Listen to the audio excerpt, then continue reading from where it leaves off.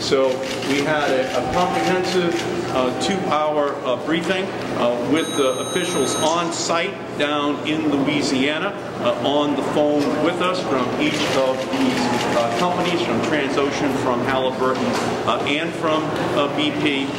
We asked a lot of questions. We did not get all of the answers that the American people, but especially the people down in the Gulf region, really deserve. BP is now known as British Petroleum.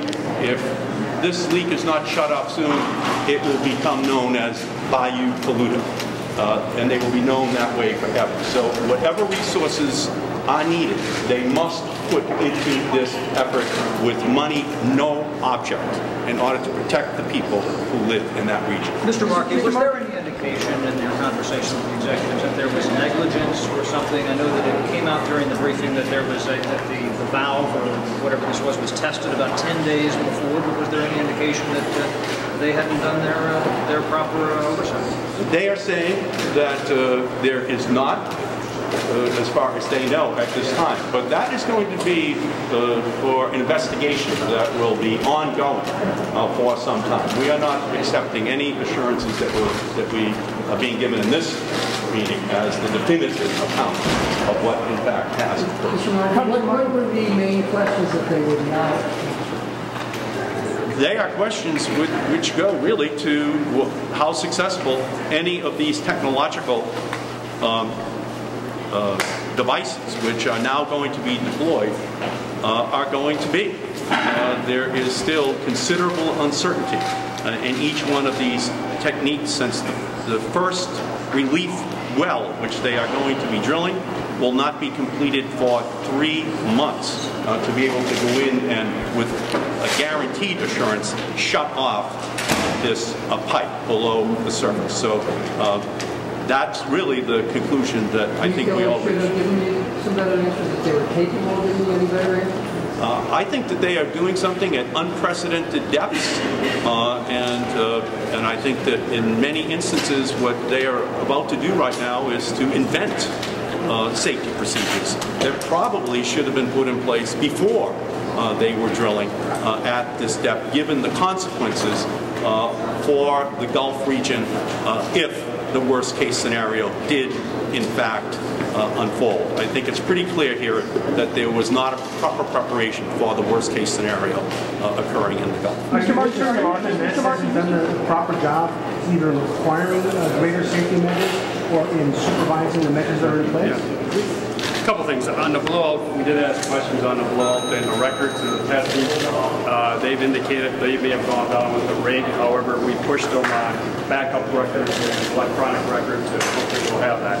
As far as the MMS, Mineral Management Service, they just approved this plan, I think it was in April of this year. It was submitted late 2009. We want to see that plan. We want to see where it was. We haven't seen it yet. These are some of the things we've asked for, some of the documents our committee has asked for oversight investigations, and hopefully we'll have it all.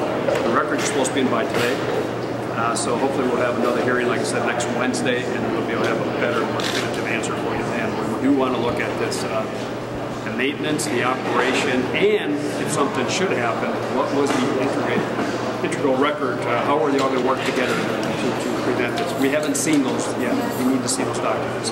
Congressman Castor, Congressman Stupak mentioned that he had been, if I heard you right, satisfied with the federal response so far. Do you share that view? Was the administration quick enough to respond to this incident? I think the federal response by the administration has been strong. What the administration, in my view, needs to revisit is their proposal to bring oil rigs closer to the state of Florida.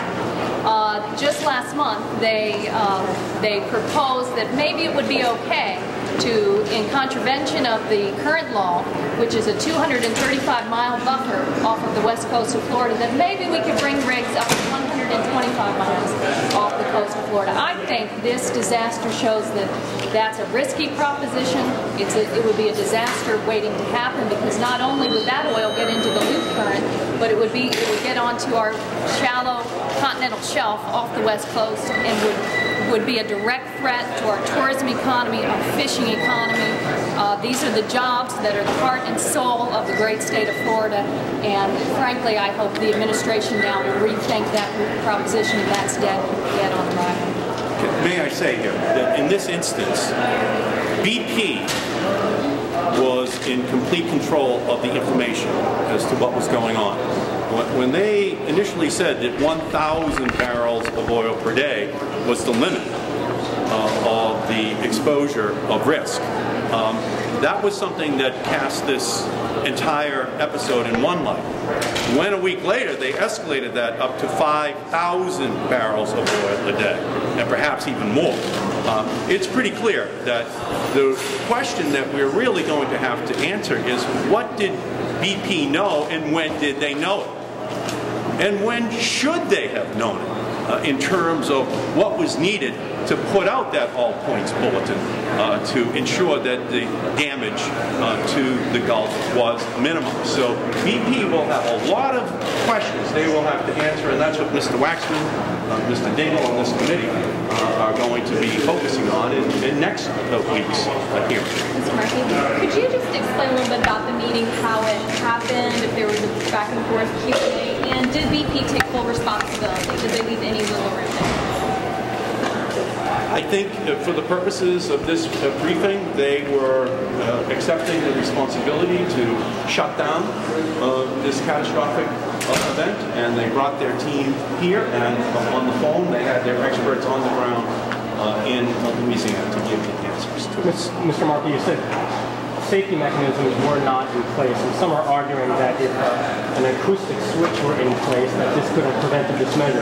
Now, some are also saying that the MMS was stopped short of requiring such a safety mechanism by a task force headed by former Vice President Dick Cheney. Would you be willing to say that the task force, the former Vice President's task force, advised that the safety switch not be required? I don't know the answer to that specific question right now, but it's pretty clear that we should have had many more defenses in depth that would have prevented the catastrophic event from being put in place. And so if there was a decision that was made not to impose that additional safeguard, then clearly we are right now realizing in retrospect that shortchanging the costs that have to be expended in order to make sure that these types of events don't occur ultimately results in these kinds of events. So we will have to get the answers to those questions. I think we will be able to determine that as we're going along. But I think that without question, there is going to be a blistering, scalding indictment of the practices that the industry engaged in. Do you think current oil production kinds of implementation of safeguards could have removed the likelihood or possibility of this kind of an accident occurring? We'll take one final question. Do you think current oil production? Are you planning on going down to the Gulf Coast? Are you planning on going? That is my plan. Yes.